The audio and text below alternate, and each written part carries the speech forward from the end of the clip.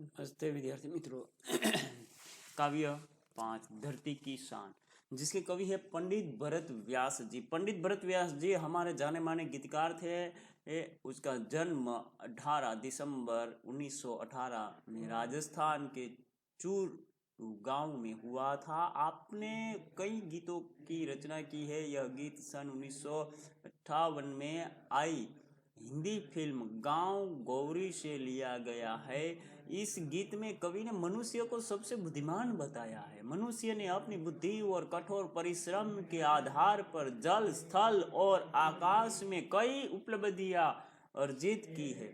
मनुष्य प्रकृति को बहुत सीमा तक अपने अनुकूल ढालने में सफल हुआ है। मनुष्य के लिए कोई भी कार्य असंभव नहीं है।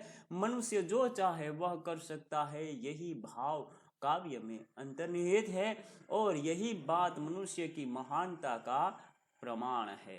मनुष्य जो इच्छता है, जो दृढ़ निश्चय कर लेता है, वो पा लेता है। काव्य शब्द देखते हैं तो धरती की शान, तू भारत की संतान, तेरी मुट्ठियों में बंद तूफान है। मनुष्य तुम बड़ा महान है। मनुष्य है, मानव है, वो धरती की शान है, वो भारत माता की संतान है। कवि कहते हैं कि है मनुष्य तेरी मुट्ठियों में बंद तूफान है। इतनी शक्ति है तेरी मुट्ठियों में कि तू मनुष्य, तू बड़ा महान है। तू जो चाहे पर्वत पहाड़ को फोड़ दे, हम पर्वत पहाड़ तोड़कर रास्ता निकाल लेते हैं। तू जो चाहे नदियों के मुख को भी मोड़ दे। मनुष्य चाहे एकजुट होकर जो कार्य करे तो वो नदियों का वहन है, जो मुख है वो बदल देता है। तू जो चाहे माटी से अमृत निचोड़ दे। किसान इतनी तन तोड़ मेहनत करते हैं तो उसमें से जो अनाज पाते हैं, जैसे कि अमरूद आते हैं। तू जो चाहे धरती को अंबर से जोड़ दे। आज इंसान धरती से आकाश तक पहुंच गया है, चंद्रमा तक पहुंच गया है। अमर तेरे प्राण मिला तुझको वरदान। मनुष्य का प्राण अमर है। ऐसे बड़े बड़े कार्य करते हैं तो इंसान हजारों वर्ष तक एक दूसरे को याद करके जीते हैं। तेरी आत्मा में स्वयं भगवान है, कि तेरी आत्मा में स्वयं भगवान विराजमान है।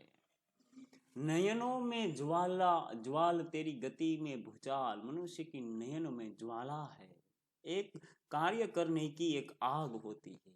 तेरी गति में भूचाल है, वो ऐसी गति से विकास करता है जैसे कि भूकंप आ गया। तेरी छाती में छिपा महाकाल है। मनुष्य इतना निडर बन गया है कि जैसे महाकाल हो, किसी से उसे डर नहीं है।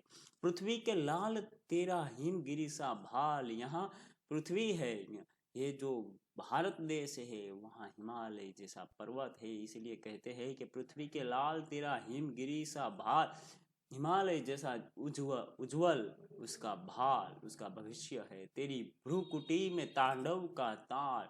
इसके जो भ्रुकुटी है उसमें जैसे कि शिव जी का तांडव होता है, ऐसा नृत्य होता है। निज को तू जान, जरा शक्ति पहचान। हम खुद को जाने और अपनी शक्ति को पहचाने। तेरी वाणी में युग का आह्वान है। तो मनुष्य की वाणी में, वचन में एक युग का आह्वान होता है। धरती सा धीर तू है, अग्नि सा वीर। मनुष्य धरती सा धीर है, वो सब कुछ सह सकता है। और तू है अग्नि सा वीर, और अग्नि जैसा वो तपता हुआ धकता हुआ एक वीर योद्धा भी है। तू जो चाहे तो काल को भी थाम ले। मनुष्य चाहे तो ये समय को भी पकड़ लेता है। समय के साथ चलकर ये आगे बढ़ता है। पापों का प्रलय रुके, पशुता का शीश झुके। यहाँ कवि कहते हैं कि धरती पर जो पाप का प्रलय है वो बंद हो जाए और पशुता है वो पशुता का शीश झुक जाए। निर्दयी लोगों का ये शीश झुक जाए, शर्म शर्म हो जाए। तू जो अगर हिम्मत से काम ले, मनुष्य थोड़ी सी हिम्मत से काम कर ले तो गुरु सा मतिमान, तो गुरु जैसा बुद्धिमान है। पवन सा तू गतिमान, तो पवन जैसी मनुष्य में गति है। तेरी नभ से भी ऊंची उड़ान है। मनुष्य की उड़ान आकाश से भी ऊंची है।